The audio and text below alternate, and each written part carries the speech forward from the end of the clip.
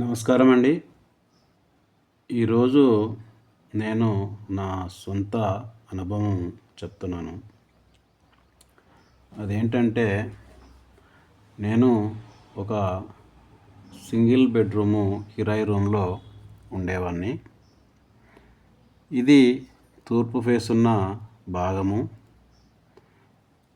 Door ఇక్కడ తూర్పు ఈశాన్యంలో ఉంది. ఇది కరెక్టేనండి. కిచెన్ ఆగ్నేయంలో ఉంది. ఇది కరెక్టే. కాకపోతే ఇక్కడ నైరుతి పెరిగిందండి కిచెన్తో పాటు. ఇక్కడ బెడ్రూమ్కు దక్షిణాగ్నేయంలో డోర్ ఉంది. ఇది కరెక్టే. ఆ తర్వాత నైరుతిలో బాత్రూమ్ ఉందండి. అయితే ఇది ఇద్దరు ఆడపిల్లలు, ఒక మగ అబ్బాయి ఉన్నందున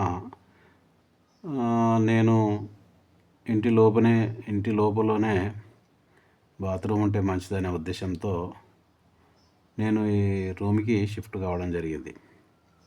ఎందుకంటే నేను వృత్తి రీత్యా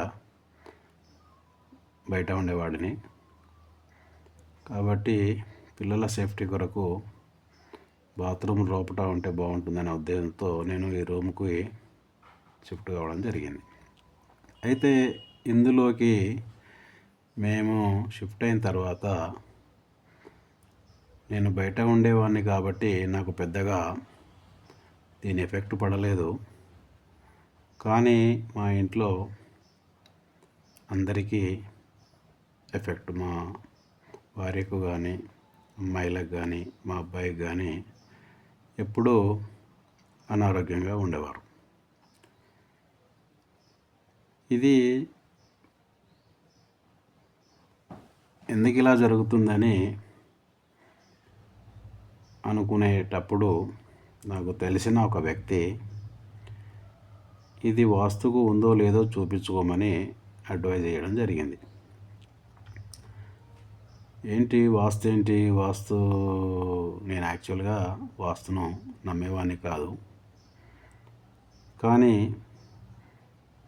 మనకు తెలిసిన అతను చెప్పిండు కాబట్టి సరే ఒకసారి వాస్తు తెలిసిన అతనికి చూపిద్దామనే ఉద్దేశంతో వాస్తు తెలిసిన అతన్ని మా ఇంటికి పిలిపించుకున్నాను. అతను రాగానే చెప్పిందంటే, ఈ ఇంట్లో అందరికీ అనారోగ్యాలు ఉంటాయి. ఇందులో ఇది నైరుతిలో బాత్రూమ్ ఉంది. నైరుతిలో బాత్రూమ్ ఉండడం వల్ల ఆ ఇంట్లో అన్ని రోగాలు తయారవుతాయి.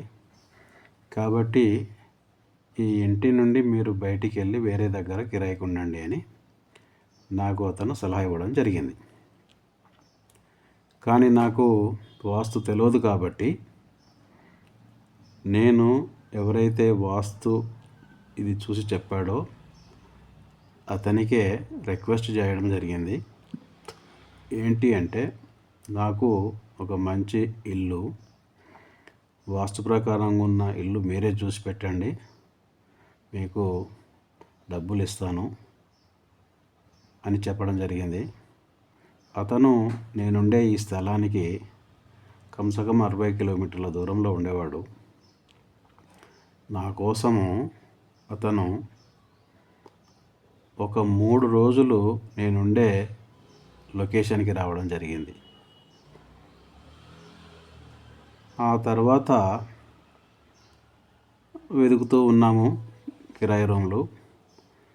అలాంటి తరుణంలో అతను నేను కలిసి రూము వెతుకుతున్న సమయంలో ఒక ఇంటిని చూసామండి. చూస్తూ ఉన్నప్పుడు ఇది వెస్ట్ రోడ్ ఉన్న స్థలం అండి. ముస్లిం అతను ఏం చేసిండంటే, ఇక్కడ ఈశాన్యంలో ఒక రూమ్ వేసుకున్నాడండి. ఇందులో ఈ ప్లాట్ కొనుక్కున్న తర్వాత అతను ఏమనుకున్నాడంటే, ఈశాన్యంలో ఒక రూమ్ వేసుకొని వండుకుంటూ ఇక్కడ ఈ నైరుతి భాగంలో ఇల్లు కట్టుకుందామని ఆలోచనతో ఫస్ట్ అతను ఈశాన్యంలో రూమ్ వేసుకొని, అంటే రేకుల రూమ్ అండి, ఇందులో ఉండడం జరిగింది అతను. అయితే ఇందులో ఉన్నప్పుడే కొన్ని రోజులకు అతను చనిపోవడం జరిగింది.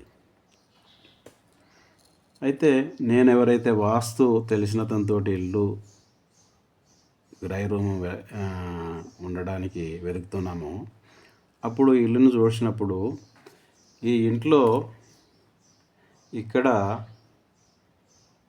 ఇల్లు కడుతున్నారండి. ఇక్కడ ఇల్లు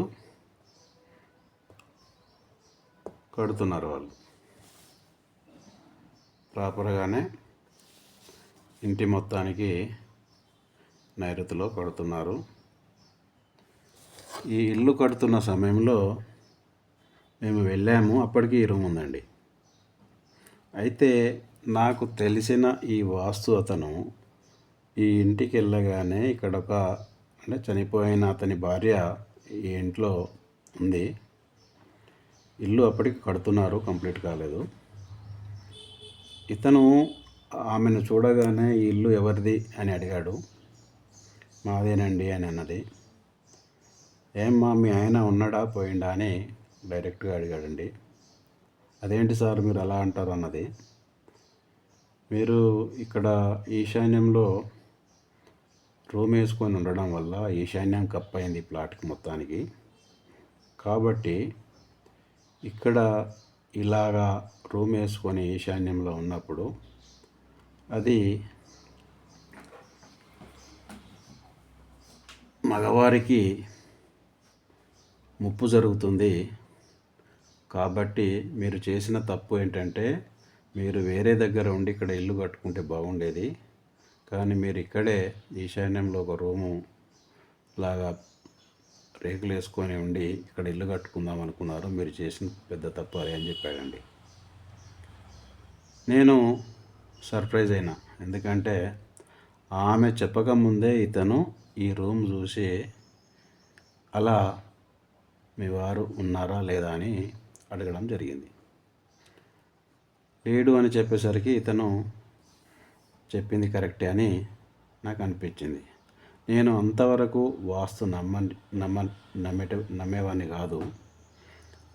ఏంటి వాస్తులో ఇంత మహత్యం ఉంది అనే ఉద్దేశంతో ఇతనితో నేను అన్నాను, అవునండి మీరు ఎలా చెప్పగలిగారంటే ఇది వాస్తు మహత్యము, వాస్తులో ఇలా ఉన్నట్టయితే అది అట్లాంటి పరిస్థితులు వస్తాయి కాబట్టి నేను చెప్పగలిగాను.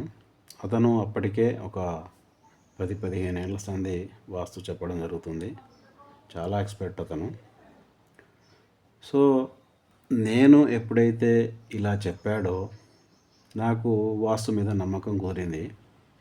అరే వాస్తు అనేది కూడా ఉంది అని అనిపించింది. అప్పుడు ఈ వాస్తు తెలిసిన వ్యక్తితో నేను, సార్ నాకు కూడా నేర్చుకోవాలని ఉంది, మీరు నేర్పిస్తారా అని అడిగాను. కానీ నేను అప్పటికి ఉద్యోగంలో ఉండేవాడిని. కాబట్టి అతను నాకు ఇచ్చిన సలహా ఏంటి అంటే, గౌరు తిరుపతి రెడ్డి గారి పుస్తకం ఉంది, అది ఒకటి కొనుక్కో. దంతూరి పొండరీనాథ్ అని వాస్తుశాస్త్రజ్ఞులు ఉన్నారు, అతని బుక్ కొనుక్కో. ఫణిరాజ్, డాక్టర్ ఫణిరాజ్ అనే అతను కూడా పుస్తకం రాసిండు, అతని పుస్తకం కొనుక్కో. ఈ 3 పుస్తకాలు బాగా చదివి దిక్కులు ముందుగా ఏమిటో తెలుసుకో. ఉత్తరం అంటేంది, దక్షిణం అంటేంది, తూర్పు అంటేంది, పడమర అంటేంది, ఈశాన్యం అంటేంది, నైరుతి అంటేంది, వాయవ్యం అంటేంది, ఆగ్నేయము. ఈ మూలల గురించి తెలుసుకో. ఏ మూలలో ఎలా ఉంటే ఏమవుతుంది అనేది ఆ పుస్తకాలలో క్లియర్గా చెప్పడం జరిగింది. కాబట్టి ఆ పుస్తకాలు కొని చదువుతూ ఉండు అని చెప్పడం జరిగింది. ఆ తర్వాత నేను ఈ పుస్తకాలన్నీ కొన్నాను. కొని నాకు డ్యూటీలో ఉన్నప్పుడు సమయం దొరికినప్పుడల్లా ఈ పుస్తకాలు చదివేవాడిని. ఆ తర్వాత 2007 వరకు ఉద్యోగం చేసి 2008లో నేను రిటైర్డ్ అయ్యాను. రిటైర్డ్ అయిన తర్వాత అతన్ని చాలాసార్లు కలిసి నాకున్న సందేహాలు అతనితో పంచుకునేవాడిని. సో అతను ఏం చేసేవాడంటే నన్ను అతనితో పాటు వాస్తు చూడడానికి వెళ్ళినప్పుడు తీసుకెళ్ళేవాడు. నేను అక్కడ అబ్జర్వ్ చేసేవాడిని. అబ్జర్వ్ చేసిన తర్వాత అతను నాకు చెప్పమనేవాడు, ఈ ఇంట్లో ఏం దోషం ఉంది అని. సో నేను పుస్తకాల ద్వారా చదివిన జ్ఞానాన్ని పట్టుకొని నాకు తెలిసింది అతనికి చెప్పేవాడిని. సో అతను ఏం చేసేవాడంటే నేను ఏదైనా తప్పు చెప్పితే సవరించేవాడు. కరెక్ట్గా ఏంటి అనేది పుస్తకం తెరిచి అందులో రాసింది చూపించి ఇలా జరుగుతుంది, ఇలా ఉంటే అని చెప్పేవాడు. సో ఆ విధంగా నేను 2008లో వాస్తును నేర్చుకోవడం జరిగింది.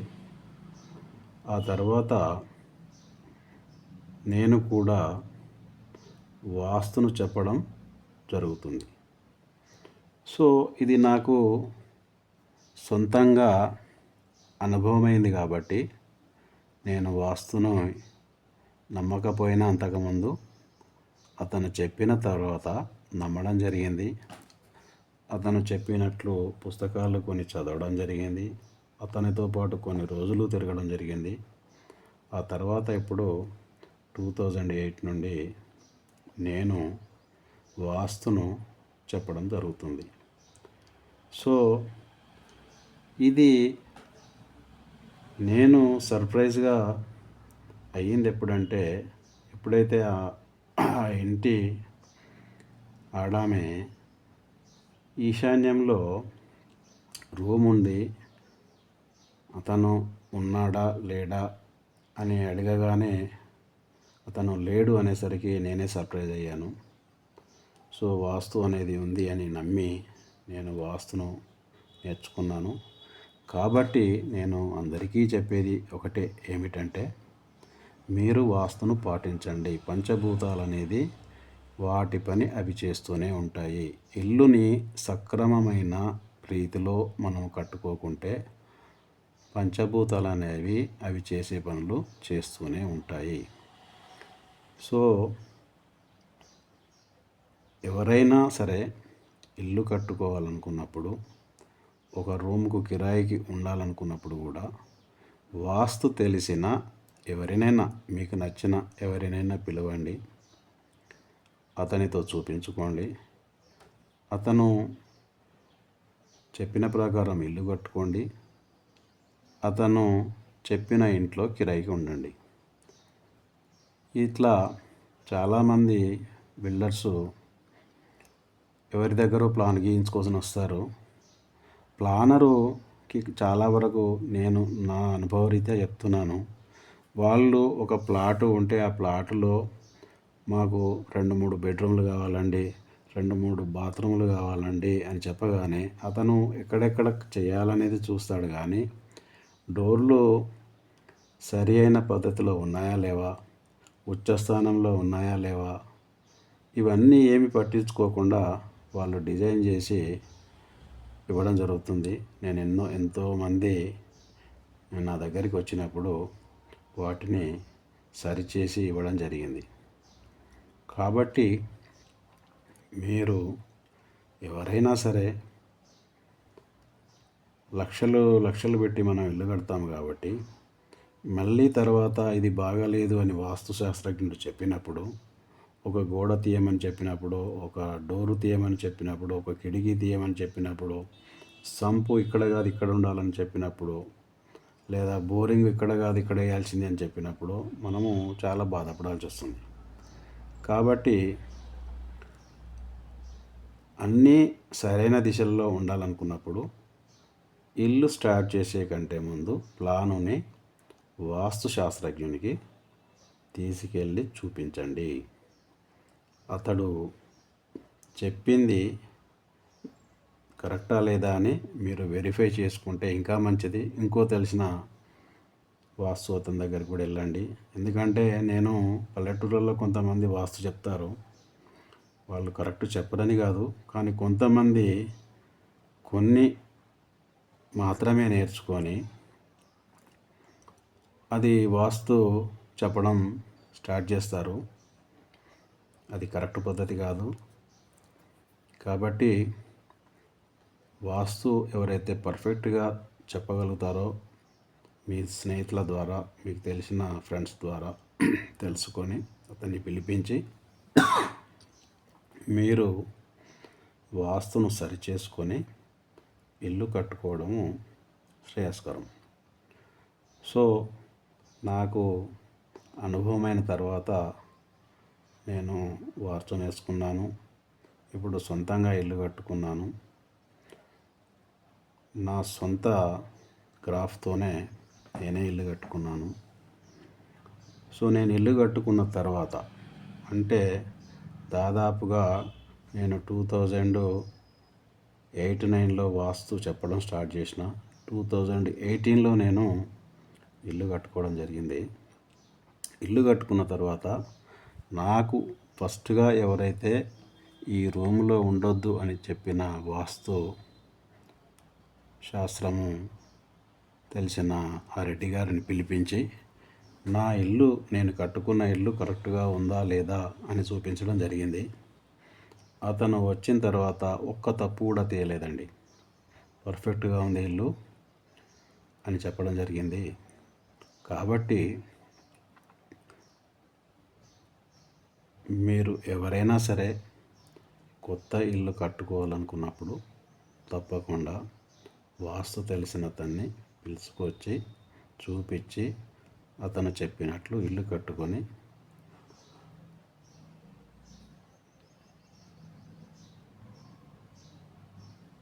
మీరు ఆరోగ్యంగా ఉండేటట్టు చూసుకోండి. మీ పిల్లలు మంచి చదివేటట్లు చూసుకోండి. మంచి వాస్తు ఉన్న ఇంట్లో ఆటోమేటిక్గా మంచి ఆలోచనలు వస్తాయి. వాళ్ళు కష్టపడి చదివే తత్వం దొరుకుతుంది పిల్లలకైతే. ఆ తర్వాత మంచి జాబ్స్ దొరికే అవకాశం ఉంది. నో డౌట్ ఇది. ఎందుకంటే నేను కొందరికి ఇచ్చిన సూచన ప్రకారము వాళ్ళు మళ్ళీ దాన్ని వాస్తురీత్యా కట్టుకున్నప్పుడు వాళ్ళకి మంచి జరగడం జరిగింది. కాబట్టి వాస్తును పాటించండి. Thank you very much.